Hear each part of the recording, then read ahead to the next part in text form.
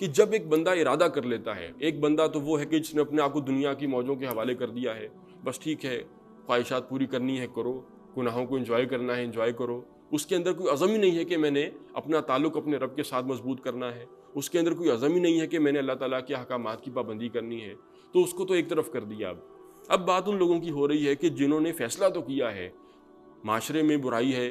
معاشرے کے اندر اللہ تعالیٰ کی نافرمانیوں ہی کا ٹرینڈ ہے، معاشرے کے اندر الحاد بھی ہے، فسق بھی ہے، لیکن وہ ارادہ کر چکا ہے کہ میں نے اپنے رب کے ساتھ جڑنا ہے، اور اس کی بھی پھر اصل میں آخری منزل کیا ہے، جس کو اللہ کے نبی نے بیان کیا، ان تعبد اللہ کانک تراہ وان لم تکن تراہ فانہ یراک، کہ اللہ تعالیٰ کے بھی اتنا قریب میں چلا جاؤں، اتنا اللہ تعالیٰ کا استحضار مجھے ہو اپنے رب کا، اس کی موجودگی کا، کہ یہ کیفیت اللہ کے نبی نے فرمایا کہ تم ایسے بندگی کرو اللہ تعالیٰ کی، ایسے غلامی کرو اللہ تعالیٰ کی، گویا کہ تم اپنے رب کو اپنی آنکھوں سے دیکھ رہے ہو۔ یہ کیفیت نہ ہو تو کم از کم اتنا یقین تو ہو کہ وہ تو مجھے دیکھ رہا ہے۔ اب وہ آخری بالکل ایک درجہ ہے، لیکن شروع تو کہیں سے کرنا ہے۔ تو اللہ تعالیٰ فرماتے ہیں جو لوگ ارادہ کر لیتے ہیں کہ انہوں نے ہماری طرف آنا ہے، ہماری بندگی اختیار کرنی ہے، ہمارے ساتھ انہوں نے جڑنا ہے،